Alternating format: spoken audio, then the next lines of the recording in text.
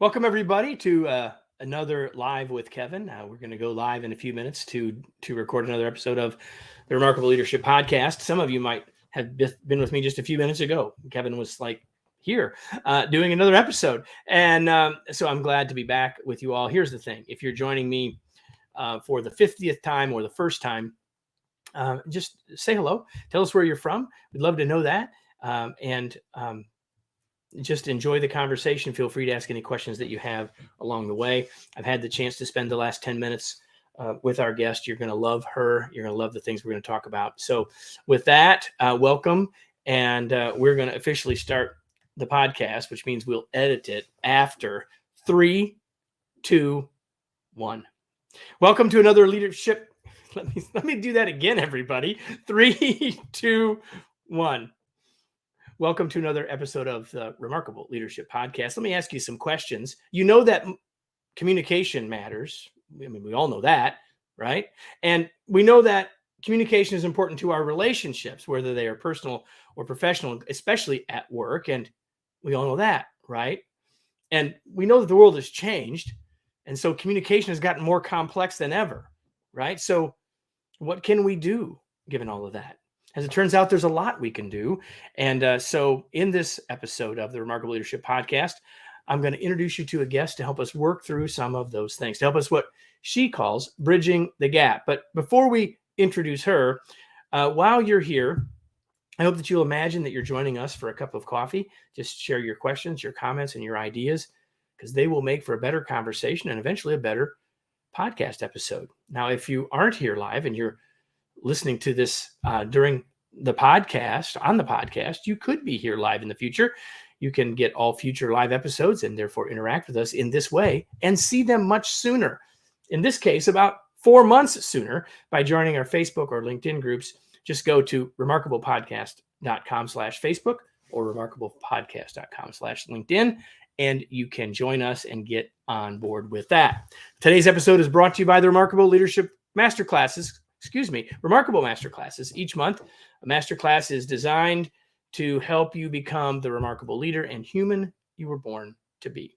Details on how to get on board for a specific skill or to get discounts in the future can be found at remarkablemasterclass.com. And with all of that out of the way, let me bring in my guest. There she is. And let me introduce Katie McCleary, and then we will dive into Bridge the Gap. Right? Katie McCleary is an entrepreneur and storyteller who trains leaders, creatives, and humanitarians to launch their big ideas by leveraging their social and cultural capital. She is the founder of 916 Inc., a nonprofit that has transformed over 4,000 vulnerable youth into confident authors. She is the host of The Drive podcast on NPR's Cap Radio with American Leadership Forum, NV, in Sacramento, where she lives. She is the co-author of a brand new book with Jennifer Edwards called Bridge the Gap: Breakthrough Communication Tools to Transform Work Relationships from Challenging to Collaborative. Katie, welcome. Hi, thanks so much for having me, Kevin. I love your energy. We could all use a dose of this on Monday morning in the West Coast.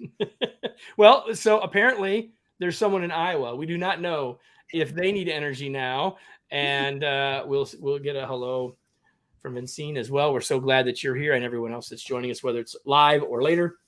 We're so glad that you all are here. So Katie, I've been looking forward to this conversation, and there's a lot of directions we could take. It's always a little bit more challenging for me when I have a guest who's an expert on the other side of the mic. I feel like I hope I have to do an extra specially good job because you're also a podcaster as well. So let's start by, you didn't wake up when you were 6 and say, I think I'm going to start a not-for-profit. I think I'm going to host a podcast. So tell us a little bit about the journey that leads you from Minnesota to Idaho to Sacramento. Yeah, absolutely. So our backstories really matter, right? Our lived experiences. And I have been obsessed with authors my entire life. I mean, I am a book nerd through and through. I love language. And I'm about that, Kevin, because I grew up pretty lonely. I grew up to 2 wonderful parents, and we were the working poor, and we traveled a lot for work until we found our place. and books were always my friend. And so I've grown up really wanting to understand people and understand authors and how they like witness the world and do amazing things. Awesome. And that led you to this. And so now you're not just a book nerd who loves books, but you've written one with Jennifer Edwards. And so tell us about what led you to do this. What led you to write this book? This story is so fascinating. So I was writing a book called The Metamorphosis about Franz Kafka, but for young millennial entrepreneurs who wanted to transform themselves into becoming these great, amazing people. At the same time, Jennifer was writing a book about how to have better, meaningful conversations in your business and your work life. We met in a women's leadership circle, and man, we could not be more different, Kevin. 2 different walks of life, 2 different political beliefs, spiritual beliefs, and we loved each other. And it was like, wow, I'm so attached to this other human. And we decided. So can I stop you? I got to stop you right there. Yes. And like, I have to say that the fact that we are not alike shouldn't preclude us from that. Like, that should be the norm. And as opposed to being this, oh, that's cool. Like, that really ought to be the norm. We don't have to be alike. Yeah. To love We're each other. stronger together because we leverage like our strengths and assets together as well. And when we come across these ways in which we don't understand, right? Why do you think that way? Why do you operate that way? Why are you working that way? Instead of asking why, it's tell me about. I'm curious because I love you and you're very successful. How are you doing it? And so we actually put aside our individual books and we merged our curriculum, and it was like magic. And we did it in a time which our nation was going through great, deep division and pain. And then we started kind of merging clients, working together. And here we are now about 3.5, 4 years later. So you've written a book together, you're building a business together across the country from each other, and all those other things. And so you told us a little bit about what the 2 original book ideas were. Tell us, I mean, I know, but no one else knows. What's the big idea of this book, Bridge the Gap? The big idea about Bridge the Gap is that we all struggle to understand, like, and accept some people in our lives, and vice versa. People struggle to understand, like, and respect us, especially in this new age. So instead of being caught in what we call a finger trap, those old toys, right? Where you put your fingers in and then you want to get out and you struggle. The key is to move closer in. And so when we're in these relationships where we struggle to understand, like, and respect, how can we get curious? How can we own how we're showing up? And what are the shifts that we can make in our communication strategies to move closer to the other person so that we can really meet the needs of understanding, liking, respecting, and accepting some people and move forward in a collaborative way? Now what I'm gonna throw something on top of that. I know that you believe this because it's in the book, and that is that notice what Katie just said. Everybody is that it's not about the other person; it's about taking responsibility for this ourselves. And so I want you to really listen to the rest of this conversation and think about the ideas that Katie's going to share with you through that lens. That this is about not that how do I do something to that other person, but what do I do here inside so that and what are the strategies that I can apply? So the subtitle of this book uses the words communication tools, but it's not like finding something to replace Zoom or the telephone. It's the tools that we need to apply ourselves every day. Yes, no, add to that. Yep, absolutely. It's transformative leadership. It's inside out leadership. It's understanding, how am I showing up? What is the language that I'm using? What is my energy throughout, right? How do I better connect to that person? Because we are long gone from the days of convincing, cajoling, and forcing people into collaboration in our way of thinking. Change forcing to complying, and then you've got your 3 C's. How about that? So smart, Kevin. That was amazing. Everybody who knows me knows that I love alliteration. So I immediately thought of the third one. So we talk all the time in our leadership work, Katie, about as a leader, what do you want from people? Do you want them to comply or do you want them to commit? and everyone knows which one they want. It requires a different set of tools for us and mindsets for us to use to move toward commitment as opposed to settling for compliance, right? So in the book, Katie and Jennifer introduce us to someone that we all need to know, and her name is Amy. So introduce us to Amy. I love the way you guys did this. So introduce us to Amy. Okay. So Amy is your frenemy, and she's right on your shoulder all the time. And Amy is scanning your environment constantly to see, are you under a threat? And that could be a real threat, like a gun to your head, right? Or an earthquake or a car accident. Amy is also scanning for perceived threats in your environment. Am I nervous? Am I awkward? Will I be shamed? Is somebody going to blame me? What is this conversation going to be like? So Amy is short for the amygdala, which is that tiny little thumb-sized gland that we all have in the back of our brain. And we have personified the amygdala, which is responsible for your flight, fight, flee behavior that you might engage in consciously or unconsciously whenever you're in a situation. Not that you might, that you do, right? You do. It is true. You do it. People love to believe they have immense control over this. You can with lots of self-awareness and tools, but Amy is always riding shotgun with you. And so we have to understand, when I'm feeling reactive, defensive, angry, am I in charge or is Amy in charge? And how do I quell Amy? Because she ain't going to ever leave. You are zipped into a human suit for life. How do I work with Amy to better get to the results that I'm looking to achieve? So as you're saying this, I'm thinking this is a television show here, right? There should be a television show about, named Katie and Amy, and you could be the star of the show, and we could have Amy always with you. I'm just saying, just tossing that out, because you don't have anything else to do, because you're really not busy running a business or promoting a book or anything like that, Katie. Nothing like that at all. So, then you really take us into some tools, and I'm just going to dip in and pull some things out. And when we're done, if you've got something else that you feel led to share that I didn't talk about that you'd like to talk about, we can do that. But you talk, if we're going to talk about communication tools, we know that listening is going to show up. And I've read, and you have 50 books that talk about listening. You do some things here that I think are a very clever way to get us to think about it. And you frame the goal differently than I've ever heard it framed. You say that the goal is to have clean and curious listening. Now, people have probably said, yeah, I get the curious part. What do you mean by clean? So talk about what you mean here as the goal of listening. If we're really going to be able to bridge the gap with other people, talk about what you mean here. Yeah. So we're all victims and perpetrators of sloppy listening. Am I distracted? Am I not present? Am I thinking about something else? Am I just waiting my turn to speak, right? We're all guilty of all these different ways. We want to get to clean listening. So most people are familiar with the phrase clean eating. It's a conscious choice that we make, right, to put healthy, clean foods into our body so that we can perform optimally. Now, what if we take that same concept and we apply it to our ears, right? Our ears and our brain are filtering noise, distraction, a million things all the time.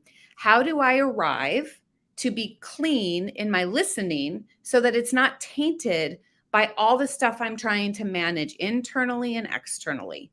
And that is a conscious choice to show up present and spacious in your mind in order to truly hear what the other is trying to speak into you.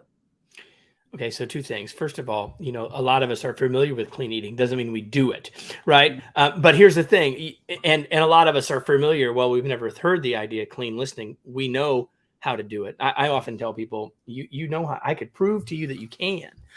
So it's not really a skill problem. It's a habit problem, right? Yes. And so talk to me about the second thing I wanted to take from this is this idea that you said about keeping our minds spacious. What do you mean by that? Well, we have a lot of junk and noise happening in our lives, right? We have a 1,000,000-mile long to-do lists. We are distracted. We live in the pressure cooker. We need, as humans, to find respite, to find space in our brain so that we can take a pause and take a moment so that we can really show up present and optimal to our lives, but also with other people. And when all that junk is in there chattering and making you feel and all this stuff, how do we stop it? How do we, to, I guess, quote Susan Powter from 80s fitness fame and diet fame, stop the insanity. Stop the insanity. How do we get to a spacious place? Because that's what it means to receive another person, to hear them and to connect them so that they can empty their cup. And really, that's on us to show up to receive the other spaciously. I want to talk about emptying the cup again in a few minutes. But I just had another observation or insight, I think, as you were talking just there. And that is that, I've sat in this chair using either this microphone and either this camera or one not quite as fancy, hundreds of times in the last couple of years, and asked people, what are they missing the most in this new world of work, virtual, distance, remote, hybrid, whatever you want to call it. And almost always on that list is connection. And almost always at the top of the list is connection. And the interesting thing about what you just said is that we all want that connection. And you just gave us one of the keys to getting it. And it's our choice to filter out. All that other stuff doesn't matter as much as that connection. In this case, for me, with you right here. And the more that I can do that, that's my part of this, right? I can work to build the connection right there. You want to comment, add to that? Yeah, it's hard. I mean, we live in a really fast-paced, time-bound world. And I think that true connection happens when we say, okay, I have this amount of time, and then I let it all go. You have to let the external go. And true connection happens in that magic, in those moments when you're with people that are kind of silent, actually. And we don't prize silence. We prize movement and talk and action and forward, where if we actually just take breath and take spaciousness, man, our conversations are better and our energies just sort of align better. And I know that sounds woo-woo, energies. Well, you are in California. I'm just saying. I am in California, yeah. But I also grew up super working class and, that is where true connection happens. It's not about swapping war stories. It's about listening and being with. That's it. Just be with people. Yeah, I mentioned at the top that I had just finished another podcast episode. And in that episode, we were talking about listening without ego, sort of a different context for the conversation. For all of you listening to the podcast, you can go back and listen to David Bodanis' conversation with me. But we were talking about listening without ego, and I'm hearing you say the same thing. If we're sharing war stories, it feels like, whether we mean it or not, it feels like, well, you told one, so now I'm going to tell a better one, right? Like one of the things I've learned in my life, Katie, is if someone tells me a story about air travel that's a bad story, it is not in my best interest to tell one of mine. I'll tell you why. Because I got worse ones. And even if my intention is only to empathize, the risk is it comes off as something entirely different than that. And so that happens to be the one place in my life I figured that out. There's 763 more I haven't figured out. But your point is about just being silent and taking that in and feeling what they're feeling is going to change the moment, but it's going to change the relationship, right? Absolutely. Absolutely. How many times are we in a leapfrog conversation? Let me show you how I matter. Let me show you how I exist. Let me show you how I do it, right? Rather than just being with someone, we think there's great power in counting to 8 seconds in your brain. 8 full seconds after someone shares a story. It feels like a lifetime for many people. 8 seconds is a processing space and time that actually shows that you listened and that you're just feeling it. And then you offer something very simple back. Thank you for sharing that with me. That is it. That is connection. Yeah, 8 seconds is a long time, everybody. Yeah, that's really good. That's really good. We're moving from from listening to conversations, and you really can't separate them. Of course, you have to separate them if you're writing a book, because it can't all get just pushed together, smushed together, if you will. So you also use that word curious. It's actually one of the key ideas of the book, is being curious. But you talk about curious conversations, and one of the things you said, you mentioned this phrase earlier. I want to loop back to that. I want you to talk about the human cup. Yeah. You said, let them empty their cup. What do you mean by this? Yeah. So somehow along the way, we kind of all got taught not to really have like small talk anymore. And I don't know if small talk's maybe the right word, but when you're with someone, right, like they need to express maybe what's just happened. They have a very, very full cup. Okay. And this is your day, your to-do list, everything that's on your mind. And I just need usually about 3 minutes, 5 minutes to empty some of that out, because then that will give a margin for us to collaborate together, for us to be together. If you have a full overflowing cup, it's just too much. It's just too much. So when you're with people, give them that grace, focus your energy and attention on them. And we love this phrase to start all conversations. Tell me about. And it doesn't have to be soft and sappy. If you're in a commercial space or a business space, tell me what's going on with your team. Tell me what's going on with your sales numbers. Tell me what's going on in your community, right? Let them bring what's up top of mind to empty that cup, and just keep following them. Don't contribute back. Just keep following. Tell me more about that. What about that? Right? What else? Yeah, exactly. Whew. They get to a place where they have margin for us to say, hey, what kind of cool things can we do together? How can I help you? Where might we lead forward? Yeah, as a leader, a lot of times we find that people come to us and they want, the word we use is they want to vent. Really, what they're doing is emptying their cup. And if we try to go on with whatever the task is and not give them that chance to vent, I mean, all I'm really saying, Katie, is what you're saying in a different way, to maybe connect to someone, or to notice the time that, what you're saying is we should be, can choose to be proactive and give people the chance to do that. If we don't do that, or if their cup is so full when they walk in person or virtually, and start venting, that's what they're doing, is they're emptying that cup a little bit. And we've got to let that happen. We got to be okay with that. And the best way to do that is to just say nothing, to your point. Yeah. It's Amy again. It goes back to Amy, right? When we allow others to empty their cup, we're releasing the pressure valve for them. That's a choice we're doing in service. And it relaxes Amy to say, I'm safe. I don't need to be defensive. I don't need to be compliant. I mean, it's all those kind of words, like I can just be myself for a moment. And that's really where the magic happens.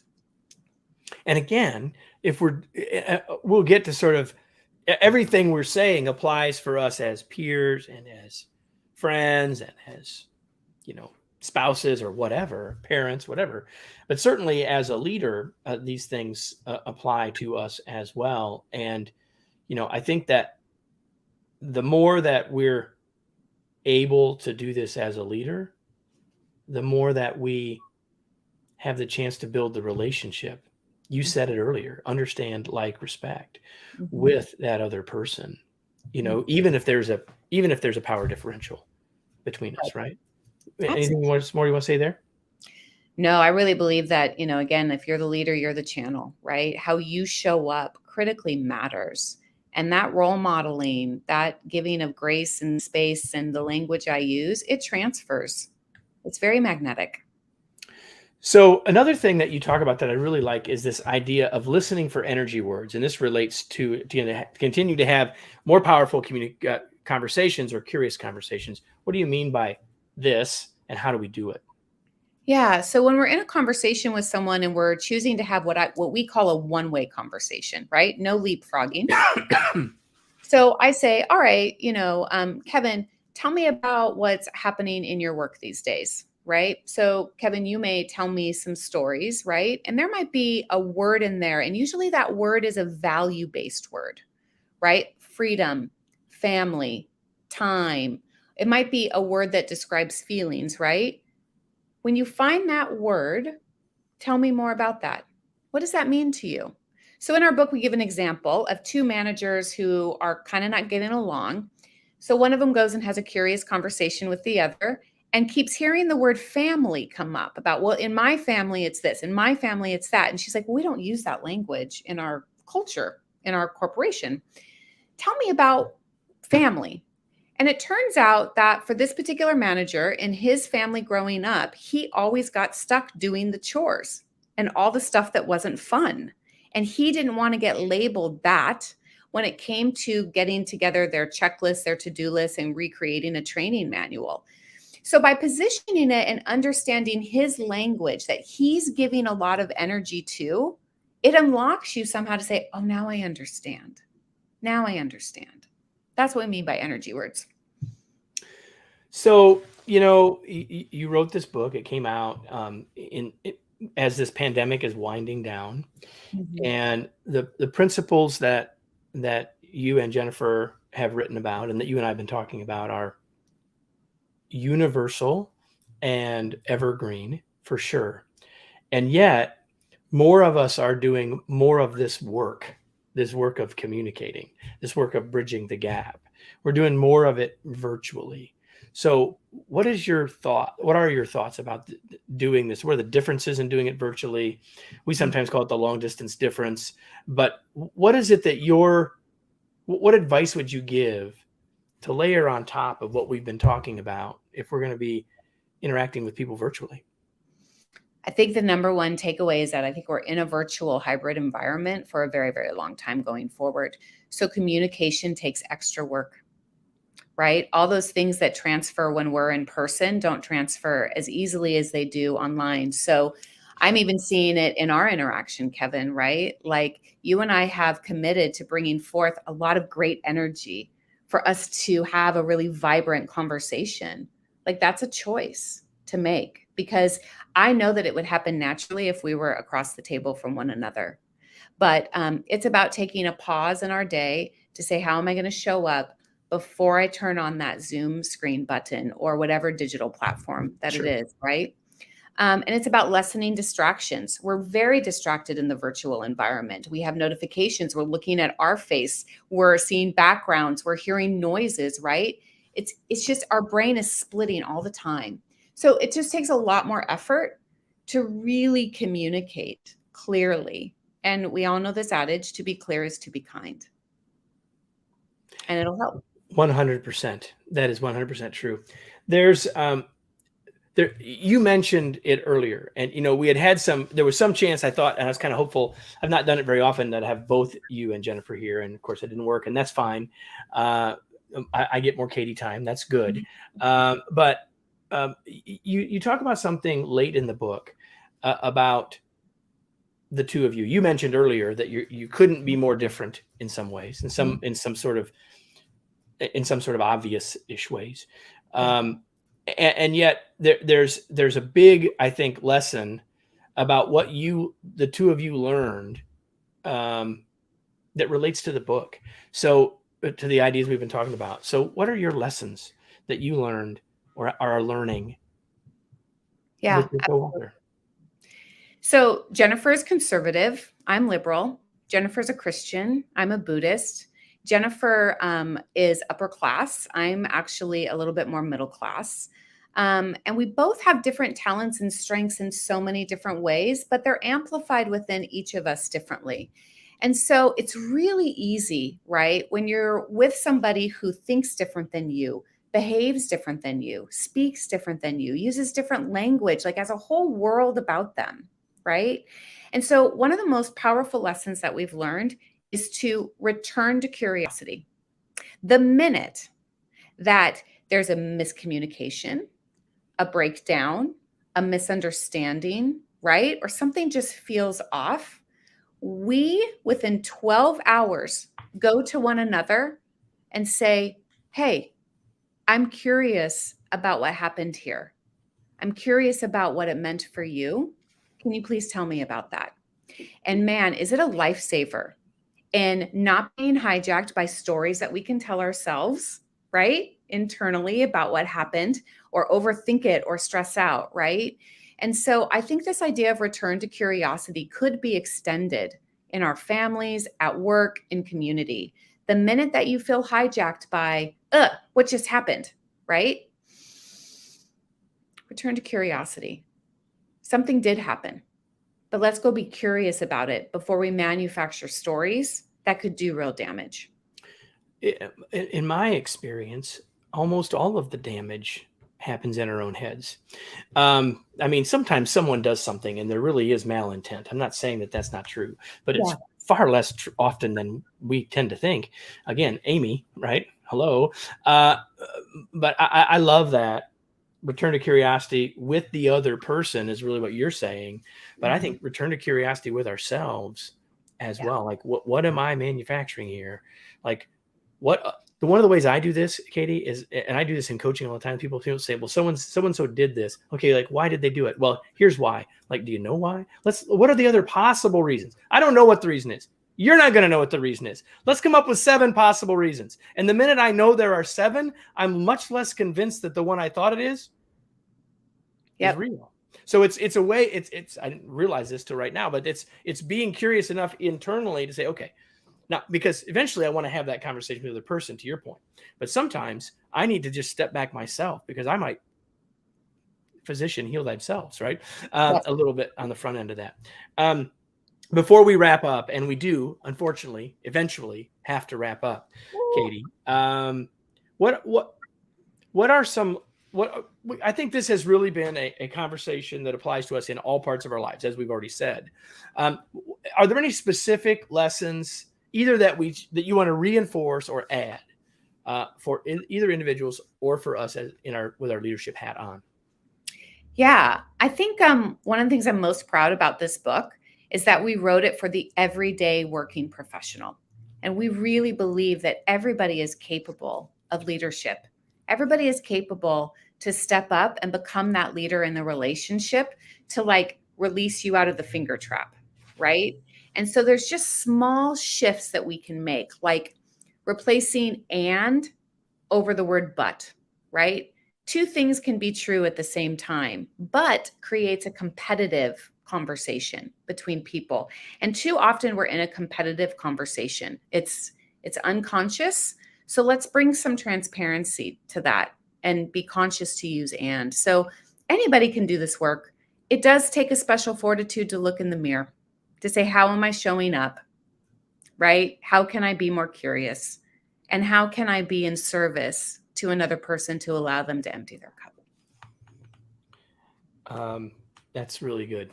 I really like that a lot. And you've said this several times, and I didn't comment, and I'm going to now. You've said it several times, being in service to others. You want to say any more about that before we move on? I think that's really what true collaboration is. Collaboration is not my idea versus your idea, and then we smushed it together. Collaboration is in service of a higher idea that then you can't trace to any one particular person. And so we do that first by being in service to other people, to hear what their whole world is about. Everybody is a whole world unto themselves. And too often we're just so selfish and stuck in our own world. So go travel to the other side and hear what's possible.